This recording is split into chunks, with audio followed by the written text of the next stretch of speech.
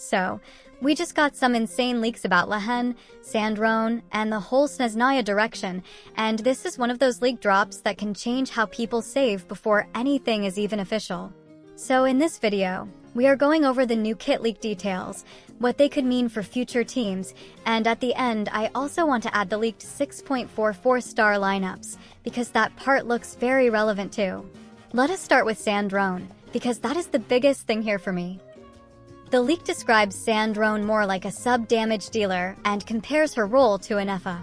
That is a huge point, because a lot of people expected Sandrone to be a pure on-field carry. If she is more of a sub-damage dealer with strong team value, that can make her much more flexible and much better long-term. Another important Sandrone detail in the leaks is her weapon type. The leaks say she is not a catalyst user and is instead a one-handed sword character, which would be a pretty big shift from what many people expected. A lot of people have guessed catalyst for a long time, but a sword unit usually means faster actions and cleaner rotations, so if this is accurate, she could feel really smooth to play. Now the really crazy part is the reaction mechanic. The leak says there will be a mutated superconduct reaction, and Sandrone enters a special state. In that state, she can shred enemy resistance, and then based on the accumulated cryo and electro damage, multiplied by a reaction coefficient, the game settles that into one single instance of high damage. That sounds like the kind of thing they would do if they want to revive an old reaction without just making the numbers bigger. Then there is another line that could be huge. In that special state, cryo and electro are said to coexist, and some elements can trigger double reactions, with electro being prioritized for swirl or crystallize. The timing detail is also super important. The leak says the damage frequency is about every 6 seconds, and higher cryo and electro application frequency speeds up the reaction settlement, and it scales with attack frequency. So this does not sound like a character that only cares about her own numbers. It sounds like the whole team hit rate matters, which means older fast appliers might suddenly look much better. The leaks also included a few short but really important points in the Sandrone section. One of the biggest takeaways is that the leaks say Sandrone will be strong, which is a huge deal if true, especially since a lot of people were worried she might end up in a more niche, Effa-style role. On top of that, the leaks say she should have teams ready on release, and that she can work with older cryo and electro characters too. If that turns out to be accurate, that is very good news. There is also one more Sandrone-related leak line that gives a much bigger hint about Snezhnaya overall. The leaks say melt will still be a major direction for Snezhnaya cryo reactions beyond superconduct, which is really interesting. I actually like that a lot, because it's a good sign that they're trying to revive a less meta-relevant reaction instead of just power creeping everything else. It sounds like they want to make superconduct matter again while still keeping reactions like melt relevant. Now let us move to Nicole, because her leaks are probably the most mixed in this batch. The wording says not to expect too much, and that the developers will not design a second llama. That sounds rough at first, but the details are more nuanced. The leak says Nicole at base Constellation has an incomplete kit and mostly gives attack % buffs, and the damage bonus buff is moved to Constellation 1. But the same leak also says her base kit has off-field damage on a Chiori level, which is definitely not weak. So even if the buff package at base Constellation is lighter than people hoped, the personal off-field damage might still make her very strong.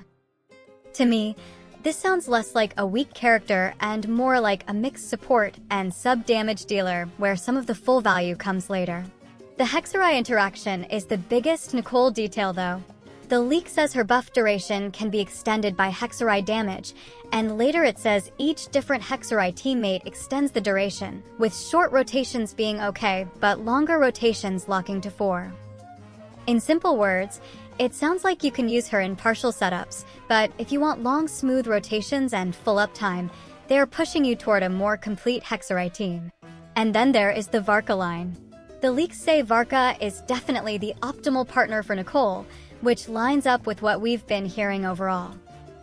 Varka really looks like a centerpiece for this next stretch of patches, and if Nicole genuinely prefers him that much, then versions 6.4, 6.5, and 6.6 may be even more connected than people currently think. Now Linnea might be the most important support leak in this batch. The leak says Linnea is Geo and uses a pole arm, and it describes her as a very strong support. It also says she has a heavy energy recharge tax, which usually means you will need a lot of energy recharge to make her feel good. The leak also mentions Constellation 1 gives an extra skill use, which usually helps with energy and uptime. The reason everyone is talking about Linnea is the Lunar Crystallize support angle.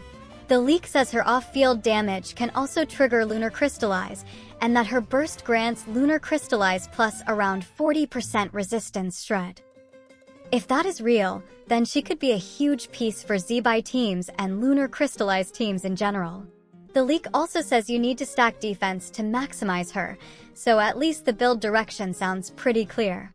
There are also some nice gameplay details for Linnea.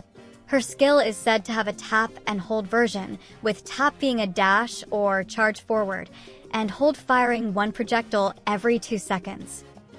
That sounds like they want her to work in both quick rotations and steady off-field setups. The leak also compares her damage around base Constellation and Constellation 1 to being somewhere between Innefa and Llama, which suggests she is not just a zero damage support. Now let's talk about Lohen's Kit Leaks.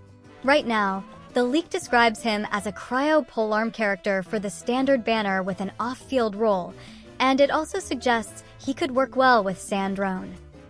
But this batch is still a bit questionable overall, so I'd keep expectations flexible for now. That same future leak also says that in 6.6 there will be a new batch of Hexarai characters, including Jean and Eula. If that happens, that is actually huge for older accounts. We have seen before how new systems can suddenly revive old characters, and this could be another example. It would also make the Nicole Leaks make more sense, because she sounds like a character that wants a bigger Hexarai roster around her. And before we end, quick 6.4 banner leak update, because a lot of you also asked about the 4-star lineups. The leaked setup is Varka and Flynn's together with Bennett, Xiangling and Sucrose, and then Skirk and Escoffier together with Candace, Dahlia, and Charlotte. Quick reminder, like always, leaks are still leaks, and this one is getting extra pushback too.